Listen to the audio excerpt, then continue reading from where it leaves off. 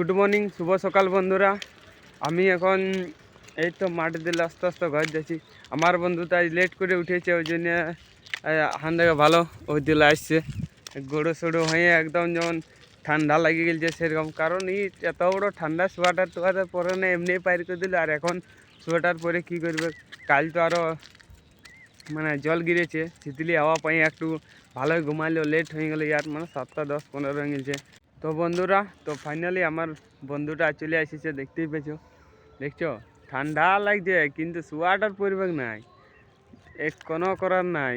একদম মানে বাহুবলী ফেল করে দেবে যা ইয়ার গায়ে স্টিল বডিটা আছে, দেখতে পাচ্ছ। দেখ রে একটু বার রে, একটু মুচকি হাসিটা যে কেউ ফিদা হয়ে গেছে। কারণ কাল জলটা পড়ে অনেক ভালো হয়েছে, কেন বলো না? ওই তো দেখতে পাচ্ছ এই আম গাছটায় অনেকগুলান মুকুল ছিল, কিন্তু কাল জল ঝড়ে অনেকগুলা পড়ে গেছে। কিন্তু পড়িল যেটুকু আছে না, দেখে নাও যেটুকু আছে ওটা সলিড আমটা দেবে, এইটুকু জলটা দরকারই ছিল। এই এই গাছটা কি, আরও অন্য অন্য অনেক গাছ আছে যা মুকুল ধরেছে না, বলে বুঝাতে পারবো না। মানে পাতলা দেখাচ্ছি না এত মুকুল, কিন্তু কালের জলটা যাই হোক অনেক কাজ করেছে। আর ওই হাওয়াটায় হয়তো কিছু মুকুল ঝরেছে, ঝরলেও কোনো করার নাই। অনেক সুন্দর ফল হবে কি এবছর। এবছর আমি আমময় নাকি রে, এবছর বলি আম খাবোই। তোর আমটা ধরতে দাও। আর এই দুটা চোর আরও দমে আমাদের পুলি দিয়ে চোর আছে, শুধু আম চুরি করে ঘুরে বলি গোটা রোদ। কায়দা না ছেড়ে দিই, রোদে রোদে শুধু ইয়ার আম পাড়বো ওয়ার আম পাড়বো।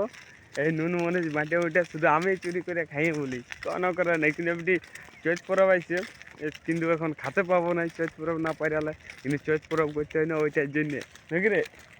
আম আম ছেঁচা স্পার্ট ওঠে, দেখছো গেঞ্জিটা খচল করে পাথর নিয়ে যায়। গাঁয়ের ছেলে জানছো খচলে জামাই পকেটে পাথর ছাড়া কিছু লিখতে পারো নেই, ওই জন্য নিয়ে যাবে।